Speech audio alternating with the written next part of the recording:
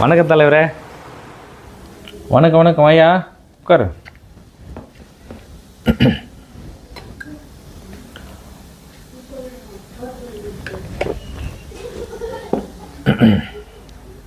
ரொம்ப நன்றி தலைவரே.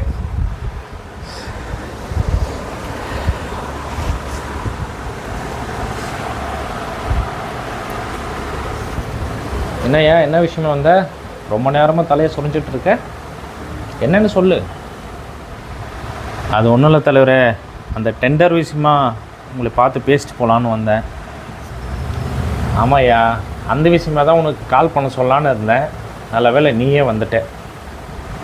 என்ன தலைவரே, அந்த டெண்டர் வேறு யாருக்குன்னா கை மாறி போயிடுச்சா என்ன? சே அப்படி ஒன்றும் இல்லை, டெண்டர் உனக்கு தான். அப்பாடா தலைவரே, என்ன சொல்கிறீங்க? உண்மையாக சொல்கிறீங்க? ரொம்ப சந்தோஷமாக இருக்குது. அட ஆமாய்யா. சரி தலைவரே, வேலை எப்போ ஸ்டார்ட் பண்ணிட்டோம்? அவசரப்படாத, கொஞ்சம் பொறுமையாக இருயா. டெண்டர் உனக்கு தான் முடிவாயிடுச்சு, அப்புறம் ஏன் அவசரப்படுற? இல்லை தலைவரே, டக்குன்னு வேலையை ஸ்டார்ட் பண்ணி முடிச்சிடலான்னு சொல்லிட்டு தான் விட்டால் ஒரே நாளில் ரோடு போட்டு முடிச்சிருவோம் போல்.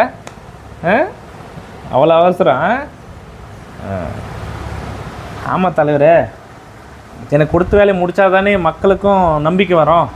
தலைவர் கொடுத்த வேலையை முடிக்கிறாரு, சொன்னதை செய்கிறாருன்ட்டு ஒரு நம்பிக்கை வரும். அப்படி உடனே ரோடு போட்டோ இல்லை எல்லா வசதியும் செஞ்சு கொடுத்துட்டா மக்கள் நம்மளையும் நம்ம ஆட்சியை ஞாபகம் வச்சுக்க மாட்டாங்க. அவங்களுக்கு கொஞ்சம் அலைய விடணும்யா.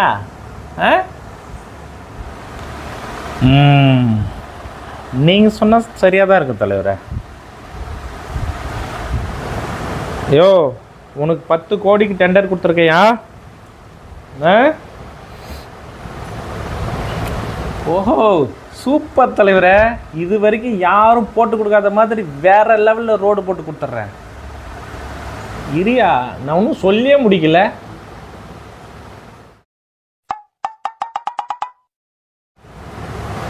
அந்த 10 கோடியில் கட்சி பணிக்கு ஒரு 50%. ஓகே தலைவரே, மீதி 5 கோடி இருக்குது. தொழில்துறை அமைச்சருக்கு ஒரு 50%. இன்னொரு 2.5 கோடி இருக்குது தலைவரே.